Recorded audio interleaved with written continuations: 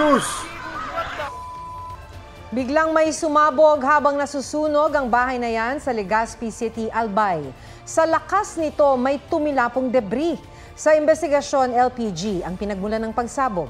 Wala namang nasaktan pero patay ang isang alagang aso. Inaalam pa ang sanhi ng sunog. Binagsakan na ng barbel, pinagsasaksak pa ang isang lalaki sa Balamban, Cebu. Matinding galit ang tinitingnang motibo sa pagpatay. May report si Fe Marie Dumabok ng GMA Regional TV. Ayaw na! Ayaw na lagi! Makapanindig balahibo ang pagsigaw ng isang lalaki sa Balamban, Cebu. Ang biktima, tauhan ng staff house na binagsakan ng improvised barbell ng kanya umanong katrabaho.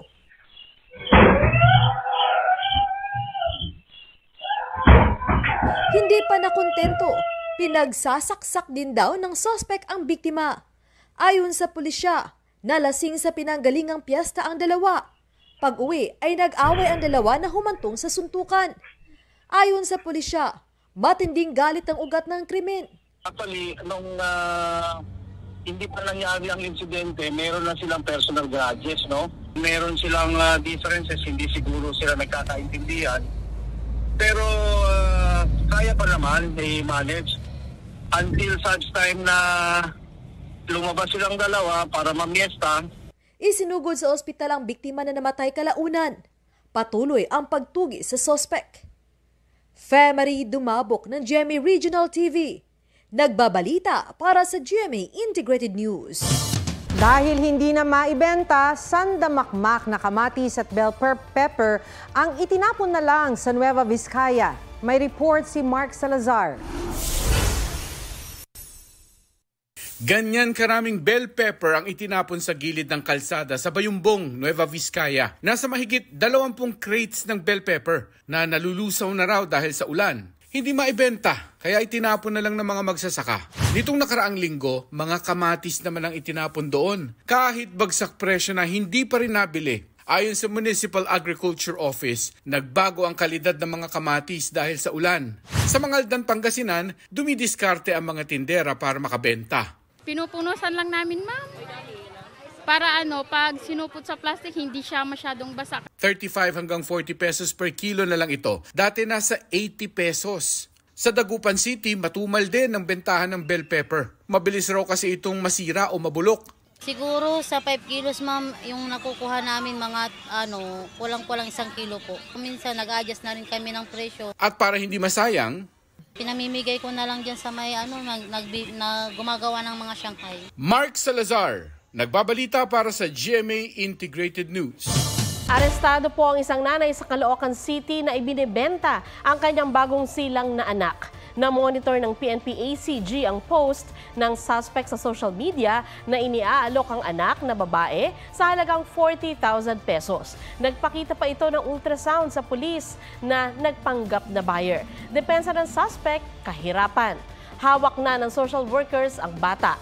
Mahaharap ang ina sa kasong paglabag sa Special Protection of Children Against Child Abuse, Exploitation, and Discrimination Act, kaugnay ng Cybercrime Prevention Act of 2012. Hindi Pilipino pero may Philippine birth certificate. Nadiskubre yan ng Senado sa pagharap ng negosyanteng si Tony Yang na umamin na ipinanganak siya sa China. Si Tony ang nakatatandang kapatid ni Michael Yang na dating economic advisor ni dating Pangulong Duterte. Ipinakita rin sa pagdinig ng Senado tungkol sa mga pogo ang larawan ng negosyante kasama si dating PNP Chief Benjamin Acorda.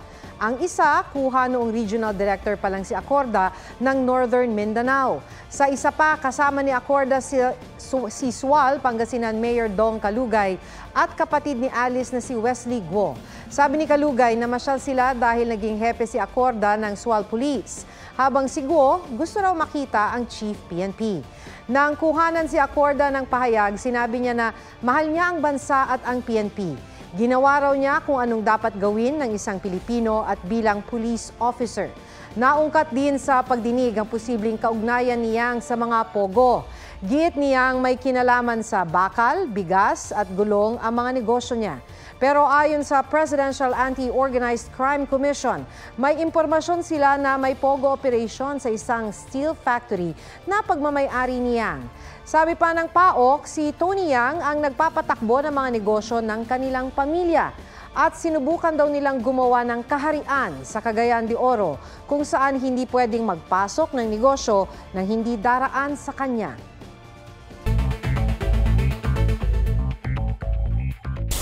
Your Honor, I think sa tagal po na investigation, alam na rin po ng committee po, especially chaired by our Madam Chairman, who's really at the back of everything po. Executive session ay willing ka bang sabihin kung sino yung most guilty na sinasabi mo? Yes po, Your Honor. Hindi po ako mastermind. Isa po akong victim. Alice Guo pumayag na ihayag sa isang executive session kung sino ang most guilty kaugnay sa mga illegal na pogo. Hindi pwedeng isa publiko ang pinag-usapan sa executive session. Pero sabi ni Senador J.V. Ejercito, may napala naman sila. Nakaligtaan. Yan ang sagot ni Suwal Pangasinan Mayor Liseldo Calugay nang tanungin kung bakit wala sa kanyang SALN ang pagbebenta sa kanyang lupang nasa 1.2 million pesos ang halaga.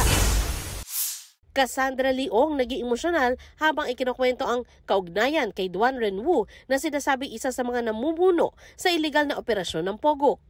Noong time na yun, kakawala lang na ma'am ko, sorry. Nawala as in nag-disappear sila or namatay sila? Namatay ma'am ko. And then yun yung panahon na dumating si Duan Renwu. At siya ang nagpasok sa iyo sa Whirlwind Corporation. No? Yes po, Mr.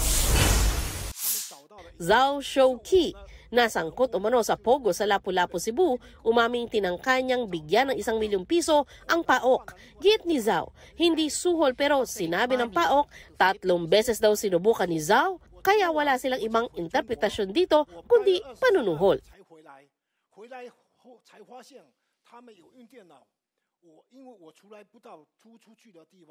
Kung hindi na raw interesado si Vice President Sara Duterte sa kanyang trabaho bilang bise, pwede raw hilingin ng ilang mambabatas na bumaba na siya sa pwesto. Sinabi yan ni Congressman Jill Bungalon sa gitna ng ilang beses na hindi pagsipot ng bise sa budget hearing para sa Office of the Vice President. Kahapon dapat isasalang sa plenaryo ang OVP budget pero hindi ito dinaluhan ni VP Sara dahil anya ipinauubayan na niya ito sa mga mambabatas. Ayon sa mga kongresista, ito ang unang beses na hindi sumipot ang head of agency o authorized representative sa budget deliberation.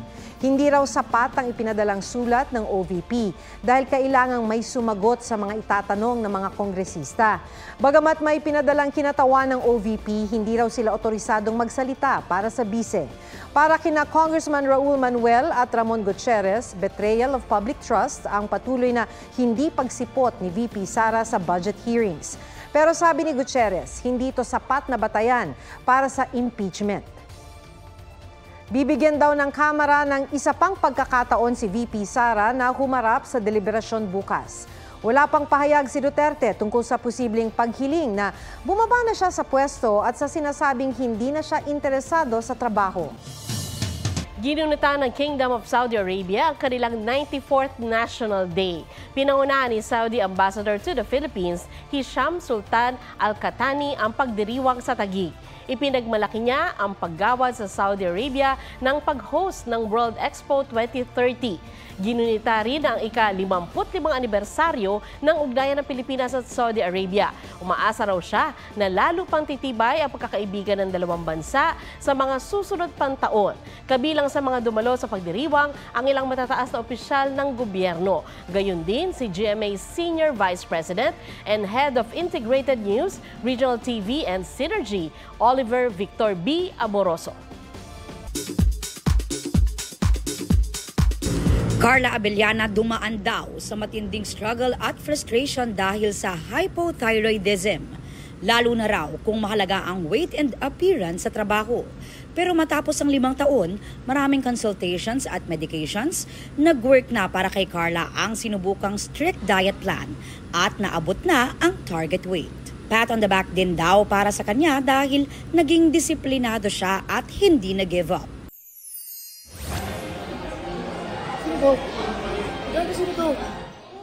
Sparkle star Sandro Mulak emosyonal nang sorpresahin ng inang mula sa Amerika. Group comeback at world tour ng Blackpink, kasado na next year. Michael V. may patikim sa bagong parody song. Aubrey Carampel nagbabalita para sa GMA Integrated News. Imbes na morning walk, pag-aabang sa tindero ng pandesal ang pinagkakaabalahan ng isang fur dad at kanyang pet dog. Pero hindi ang amo ang suki, kundi ang alagang aso na pandesal lover. Pusuan niya sa report ni Oscar Oida. Pandesal lang ang katapat ng asong ito. Pandesal. Siya daw po. Bumingo na naman si Bingo, ang pet dog ni Dexter Agsalud, na hindi lang mahilig sa pandesal. Suki na rin ng pandesal vendor sa kanilang barangay na si Ate Gloria. Yan na si Ate Gloria. Ayan na. Bili ka dali. Bilis. Sa katunayan, kwento ni Dexter, si Bingo raw mismo ang naghihintay sa labas. Same spot palagi para masigurong maaabutan ang paboritong tinapay. Please, bayad mo. Ang bayad. Oscar Oida, nagbabalita para sa GMA Integrated News.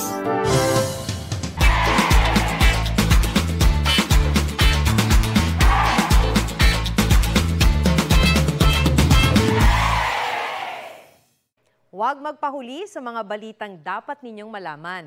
Mag-subscribe sa GMA Integrated News sa YouTube.